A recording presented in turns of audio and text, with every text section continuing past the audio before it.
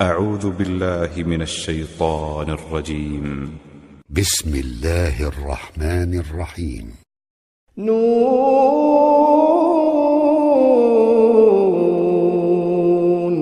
والقلم وما يسطرون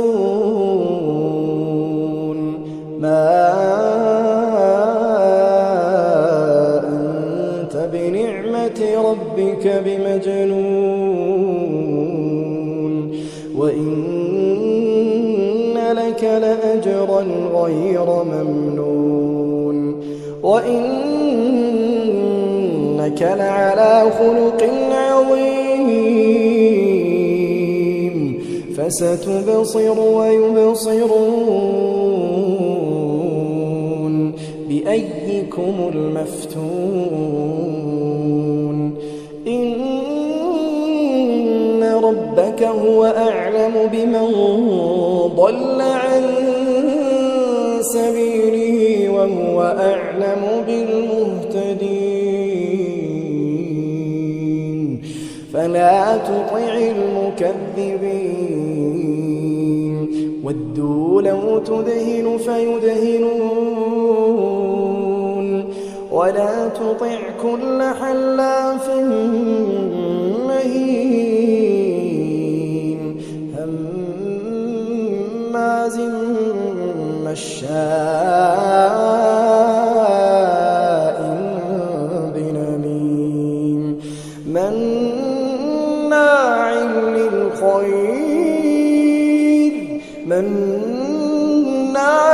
للخير معتد أثيم عتل بعد ذلك زنيم أن كان ذا مال وبنين إذا تتلى عليه آياتنا قال أساطير الأولين سنسمه على الخرطوم إنا بلوناهم كما بلونا أصحاب الجنة إذ أقسموا ليصرمنها مصبحين ولا يستثنون فطاف عليها طائف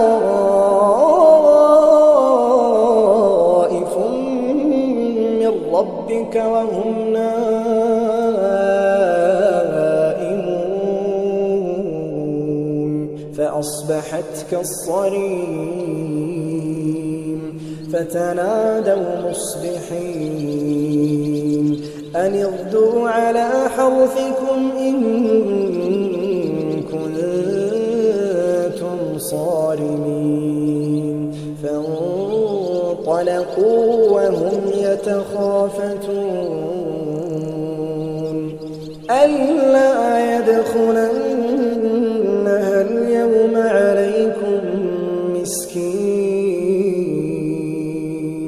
وغدوا على حرد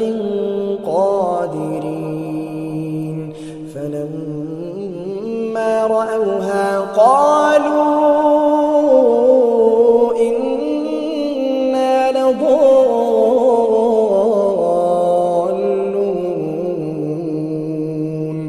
بل نحن محرومون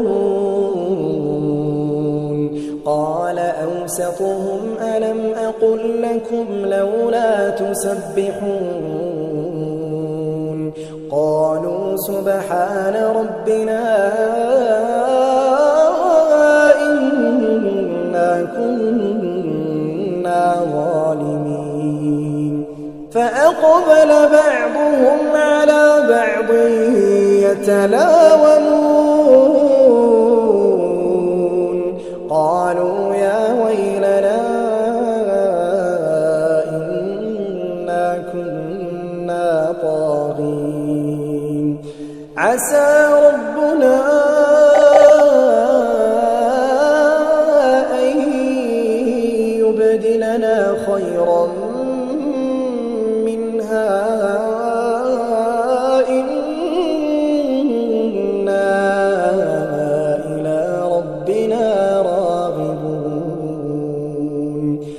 كذلك العذاب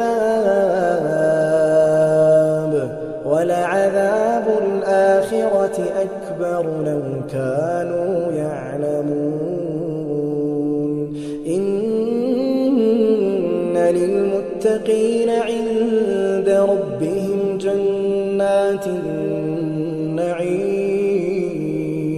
أفنجعل المسلمين كالمجرمين ما لكم كيف تحكمون أم لكم كتاب فيه تدرسون إن لكم فيه لما تخيرون أم لكم أيمان علينا بالغة إلى يوم القيامة إن لكم لما تحكمون سلهم أيهم بذلك زعيم أم لهم شركاء فليأتوا بشركائهم إن كانوا صادقين يوم يكشف